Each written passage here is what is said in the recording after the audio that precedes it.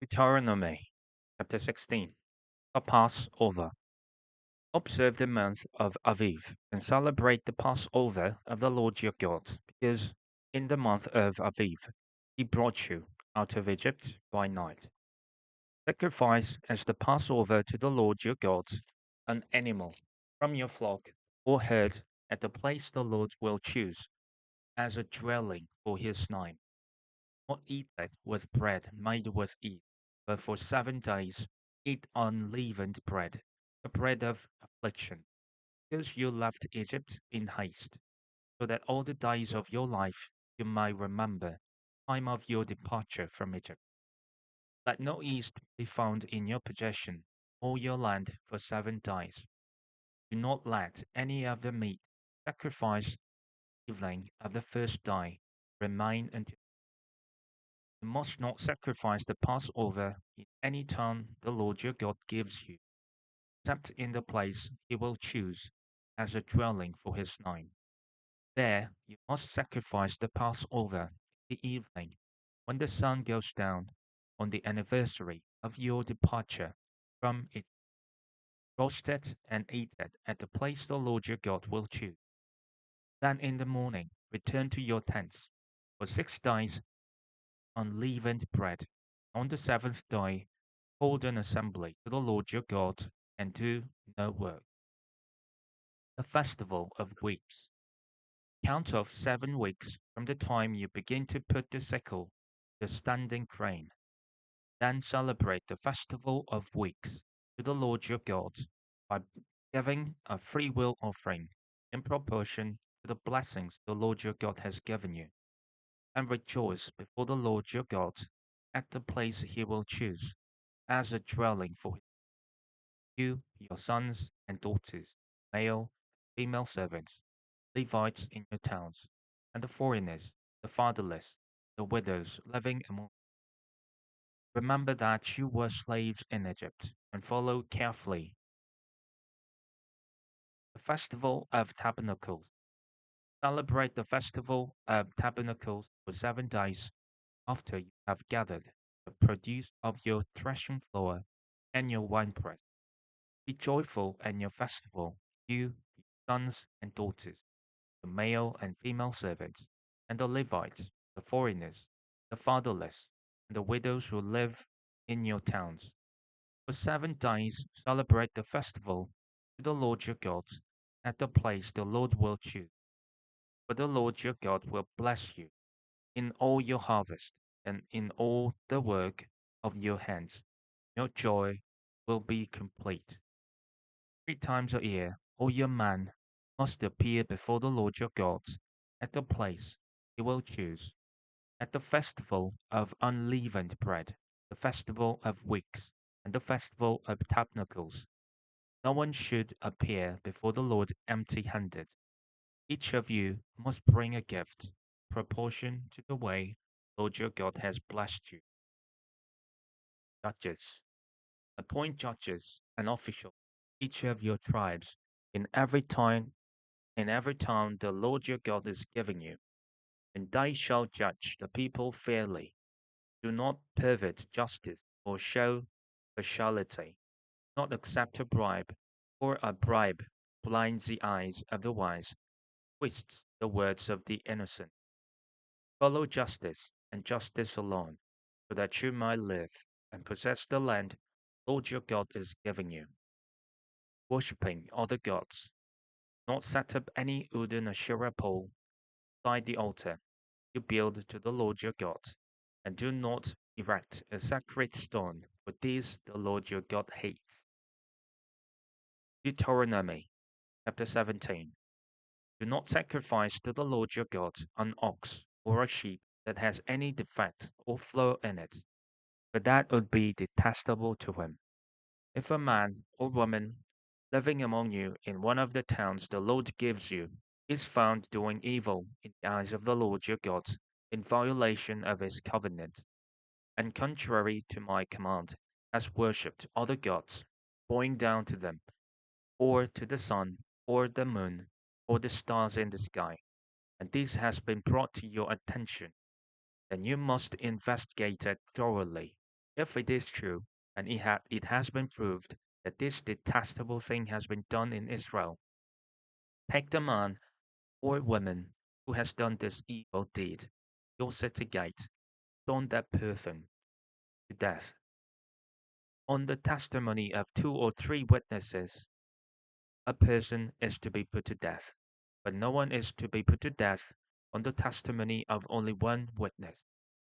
The hands of the witnesses must be the first in putting that person to death, and then hands of all the people. You must purge the evil from among you. Law courts. If cases come before your courts that are too difficult for you to judge, whether bloodshed, lawsuits, or assaults, take them to the place the Lord your God will choose. Go to the Levitical priest and to the judge who is in office at that time. Inquire of them, and they will give you the verdict. Must act according to the decisions I give you at the place the Lord will choose. Be careful to do everything they instruct you to do. Act according Act according to whatever they teach you and the decisions they give you. Not turn aside from what they tell you to the right or to the left. Anyone who shows contempt for the judge or for the priest who stands ministering there to the Lord your God is to be put to death. You must purge the evil from Israel. All the people will hear and be afraid and will not be contemptuous again. The king, when you enter the land the Lord your God is giving you, and have taken possession of it, and settled in it, and you say, let us set a king over us like all the nations around us. Be sure to appoint over you a king the Lord your God chooses. It must be from among your fellow Israelites. Do not place a foreigner over you, one who is not an Israelite. The king, moreover, must not acquire great numbers of horses for himself, or make the people return to Egypt to get more of them. For the Lord has told you, you are not to go back that way again. He must not take any wives, or his heart will be led astray. He must not accumulate large amounts of silver and gold. When he takes the throne of his kingdom, he is to write for himself on a scroll a copy of this law, taken from that of the Levitical priests. It is to be with him, and he is to read it all the days of his life, so that he might learn to revere the Lord his God, and follow carefully all the words of this law and these decrees, and not consider himself better than his fellow Israelites, turn from the law to the right or to the left. Then he and his descendants will reign a long time over his kingdom in Israel. Deuteronomy chapter 18. Offerings for priests and Levites.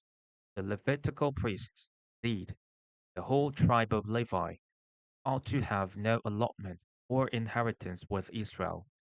They shall live on the food offerings presented to the Lord, for that is their inheritance. They shall have no inheritance among their fellow Israelites. Lord is their inheritance, as he promised them. This is the share to the priests from the people who sacrifice a bull or a sheep, shoulder, the internal organs, and the meat from the head. You are to give them the first fruits of your grain, new wine and olive oil, the first wool from the shearing of your sheep.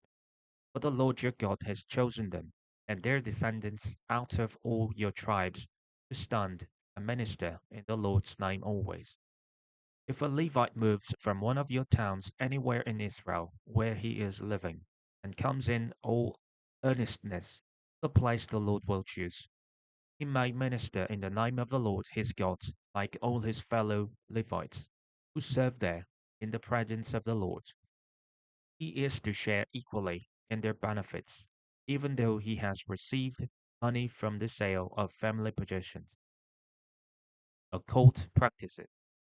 When you enter the land the Lord your God is giving you, do not learn, imitate the detestable ways of the nations there. Let no one be found among you who sacrifices their son or daughter in the fire, who practices divination or sorcery, interprets omens, engages in witchcraft, or casts spells, or who is a medium or spiritist, or who consults the dead.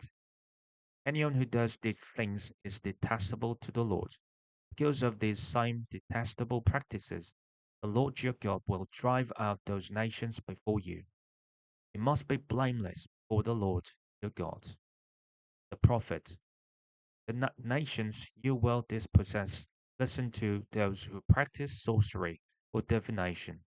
But as for you, the Lord your God has not permitted you to do so. The Lord your God will raise up for you a prophet like me from among you, from your fellow Israelites. You must listen to him.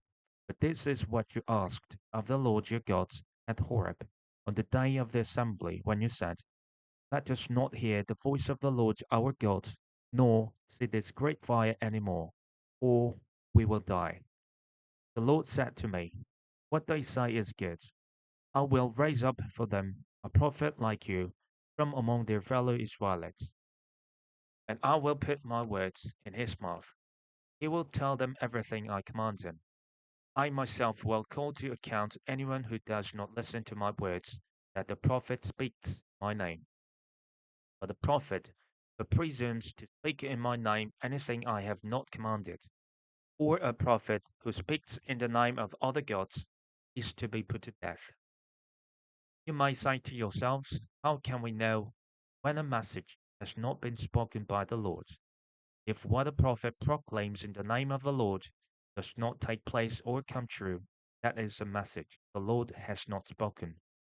That prophet has spoken presumptuously, so do not be alarmed. Deuteronomy chapter 19. Cities of refuge. When the Lord your God has destroyed the nations whose land he is giving you, and when you have driven them out, settled in their towns and houses, then set aside for yourselves 3 cities in the land the Lord your God is giving you to possess. Determine the distances involved and divide into 3 parts the land the Lord your God is giving you as an inheritance, so that a person who kills someone may flee for refuge to one of these cities. This is the rule concerning anyone who kills a person and flees there for safety. Anyone who kills a neighbor unintentionally without malice of forethought. For instance, a man might go into the forest with his neighbor to cut wood, and as he swings his axe to fell a tree, the head may fly off and hit his neighbor and kill him. That man may flee to one of these cities and save his life. Otherwise, the avenger of blood might pursue him in a rage, overtake him if the distance is too great, and kill him even though he is not deserving of death, since he did it to his neighbor without malice of forethought.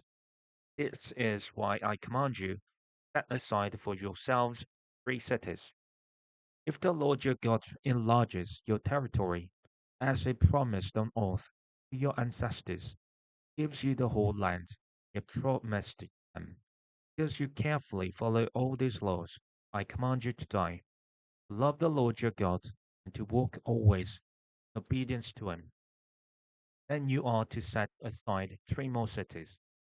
Do this so that innocent blood will not be shed in your land, which the Lord your God is giving you as your inheritance, and so that you will not be guilty of bloodshed.